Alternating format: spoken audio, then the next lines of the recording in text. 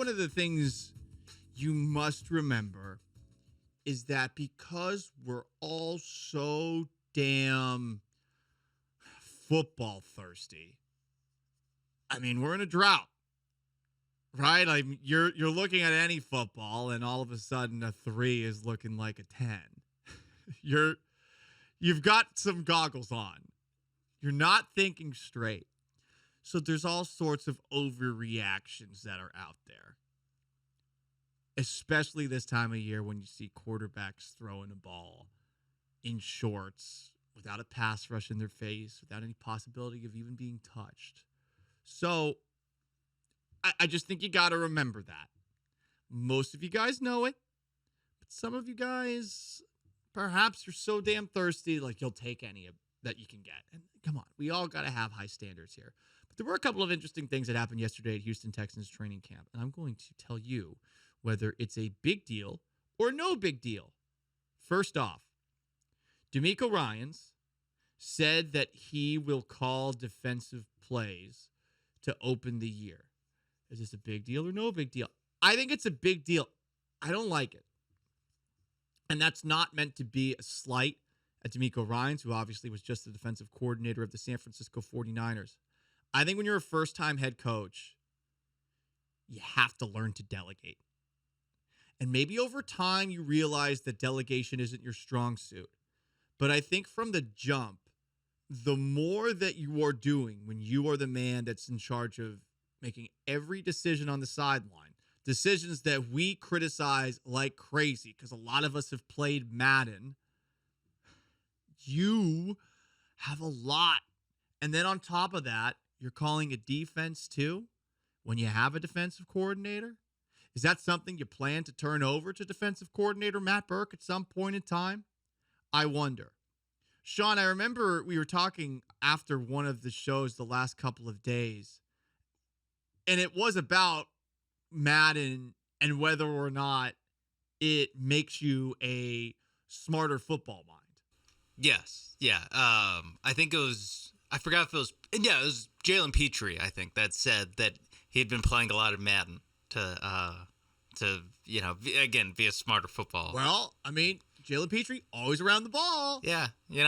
It's one of those things where if some other guy says it, you're like, yeah, sure thing. Like, but when your guy says it who's playing well, you believe it. Maybe watch actual tape, dude. But if he's already a smart player who, you have really no complaints about Jalen Petrie's game, it's like, oh, whatever works. Yes, it's exactly that.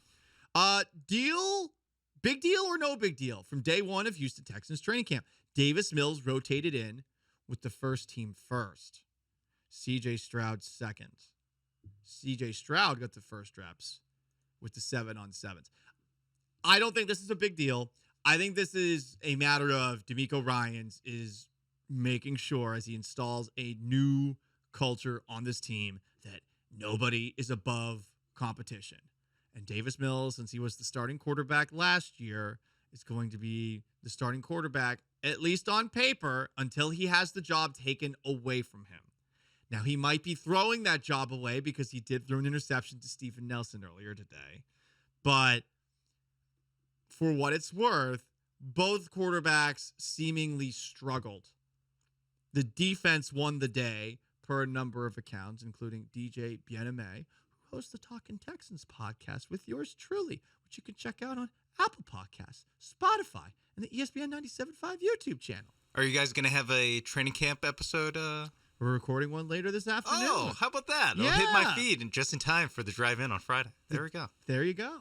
Defense did not allow much from the Texans offense yesterday. So is that going to change? No, because the other thing, too, that's not a big deal because the defense is always ahead of the offense at this point. It's one of the most annoying cliches that you'll hear coming out of training camp. I mean, it's literally day one of training camp, so it makes sense, especially with the new system on offense, and it's not exactly like these guys are all pros on offense either. Like, it makes sense. It makes sense. Big deal or no big deal, C.J. Stroud threw a 40-yard bomb to Nico Collins with Derek Stingley Jr. in coverage, and from all accounts, he mooned it and dropped it in the bucket Oh, God, that sounds so hot. Because if it was Davis Mills, it would probably be 10 yards out of bounds or underthrown. Like that touchdown pass he had to win the game against the Colts the last game of the year, where that one guy in the Colts just right through his hands picked that off. Right. What an actual tease there. This is not a big deal. They're all capable of making great throws. They're all capable of it. Every single quarterback that makes it to this level is capable of highlight plays. That's why they're in the NFL. And it's why you have to ignore them from time to time. This time of year, stupid stuff like that. And it's not stupid. I'm sure it was a great pass. I'm sure it was a great route run by Nico Collins. I'm sure that Derek Stingley had other moments where he looked good in practice. That's honestly, of all the three things that happened there, is that Derek Stingley got beat by Nico Collins. I feel like that's more about Derek Stingley than it is about Nico Collins. But again, Stingley's had a good offseason from what we hear, blah, blah, blah, blah, blah, blah. To bring it back to this, every quarterback is making throws like this at least once or twice in a practice. It's a matter of doing it consistently. So yeah. Not a big deal. I know Jeremy Branham of the Killer Bees always says, like, he'll always quote tweet a training camp highlight and just go, football player making football plays. Like that's when it's one play in a practice, you really can't get that jazzed up about it. You can't. And we've seen so many people burned by this in the past, and it's shocking that nobody learns. Like with Zach Wilson, we were getting this. Oh, but he was moving to his left, and he threw it to the right. John Mechie was on the field. Big deal or no big deal? Second-round pick of the Texans last year. Had a torn ACL at Alabama. Also beat leukemia. It's a big deal because it's really awesome for him. I'm very happy for him. But here's why it's not a big deal. I think a lot of people, because of where Mechie was drafted, are assuming that he is just going to slide into the top of the Texans wide receiver core. I got to say, it's probably not going to go down like that. I hope he proves all of us wrong, but I think any pressure that is on John Mechie right now is too much pressure.